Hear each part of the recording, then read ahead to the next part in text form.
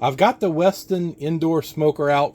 I was originally going to be cooking just some pork chops, and I also want to cook a smoked macaroni and cheese. But I figured while I had the smoker out, I would also do some chicken breasts, which I'm not going to focus on those too much because I did show chicken in the last video.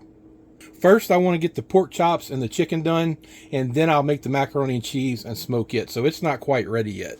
I'm going to debone these nice center cut pork chops, and then I'll be using a rub, the same rub on both the chicken and the pork chops. It's really no particular rub. I had some odds and ends left from several bottles of different brands of rub, so I just mixed them together. I added in some paprika, some garlic, and some black pepper. I also said in the last video I wanted to get some more chips. Well, I haven't gotten any more chips yet, so I'm still using some of the mesquite chips. But to be honest with you, I really liked the flavor of the mesquite, and I do want to try some other flavors like hickory and apple, but I was pretty well satisfied with the flavor the mesquite gave everything that I smoked last time. The first thing I'm going to do is just debone the pork chops.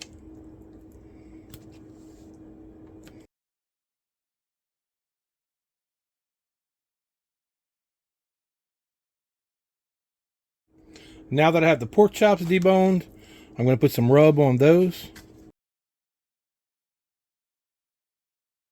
And I want to pound these out a little bit just to help tenderize them.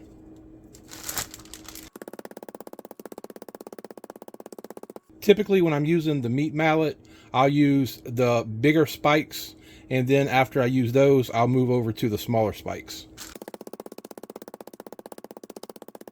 Pork chops are done, so next I'm going to put some rub on my chicken and pound it out.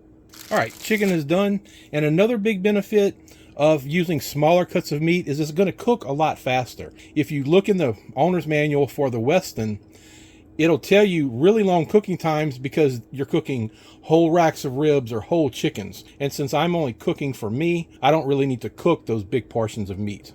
I've already got the wood chips in the Weston. I've got it about 3/4 of the way full, which I think should be plenty to cook both the pork chops and the chicken, which I'm going to cook at the same time, and then have enough left over for the smoked macaroni and cheese. I'll be using the bottom and middle rack for this.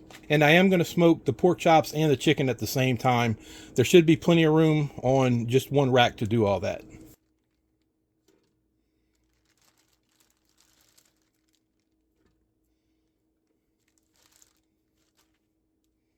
Here's my two smaller pieces of pork chop that these are already super tender, so they don't need to be tenderized.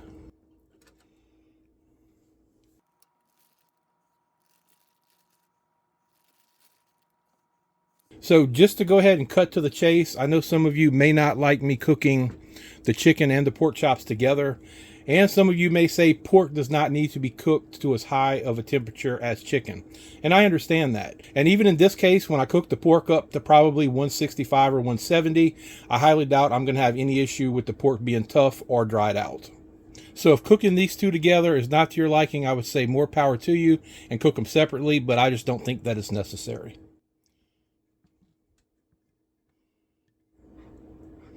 I don't know how accurate of a reading I'm really going to get with the temperature probe, because if you remember the last video, it was slightly off. I don't remember how many degrees it was off, but it was off a little bit. And I have it in the chicken, which is pretty thin, so I'm not sure if it's going to be super accurate or not. But the first time, everything that I cooked came out really good, so I don't have any reason to believe that it won't come out good this time, and just using a little experimentation on cooking times and temperatures.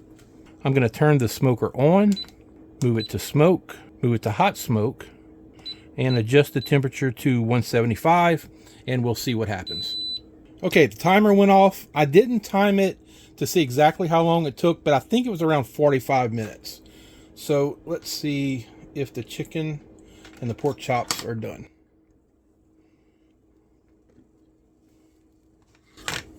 They're smelling really good, I can say that.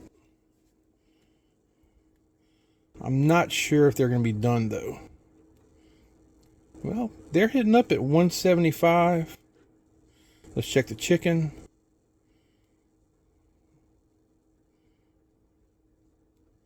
So yeah, everything is really done. It seems like this time the temperature probe was a little more accurate. I'm going to let these rest here for just a few more minutes. My little pieces here is trying to fall through the grate.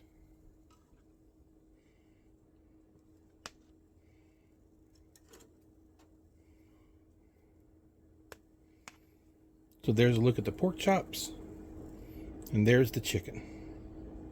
While that was cooking, I went ahead and made my macaroni and cheese. It's fully cooked, it just needs to be smoked. So first, I want to pull out this top grate, just to be sure I have enough room for this container. And I'm going to sit this in there. This is just a white casserole dish. And I do want to cold smoke it. I don't know how long it's going to take me to smoke this, because as I said in the first video, the owner's manual is not very descriptive.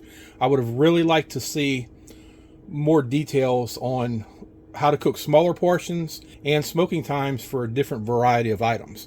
But since we don't have that, we're just going to try this out and see. So I am going to switch to cold smoke. And I think I will try, let's try 20 minutes. I don't have any idea if that's going to be correct or not, but let's give it a shot. It's been about 16 minutes so far, but I wanted to just go ahead and check it. And the only way I can really think to do that is to give the macaroni a taste and see if much of the smoke flavor has gotten into it yet. It definitely has more of a smoke flavor than I thought it would have after only 16 minutes. So I think for me, about 20 minutes is going to do it. I'm going to put the lid on it, let it finish out for the next couple minutes, and then I think I will dig into some of it. Okay, macaroni and cheese is done. There's a little bit better look at it, and I wish you could smell it and taste it because it's really, really good. So here's a look at everything that I smoked today. Some center cut pork chops, chicken breast, and macaroni and cheese. And really, smoking time was just over an hour for all of this, which I really don't think is too bad. I did want to address the pork chops before I finished out the video, and let's just see if they're dry and tough.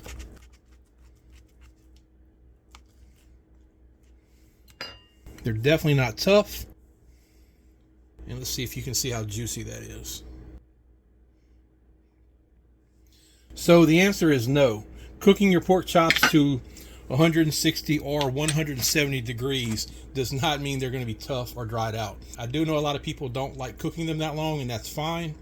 But as you can see, there's no problem with cooking them to a little higher temperature. So that's going to do it for this video. If you enjoyed it, please give it a thumbs up. And if you're not already subscribed, consider subscribing to the channel. As always, I appreciate you watching, and I'll see you in the next video.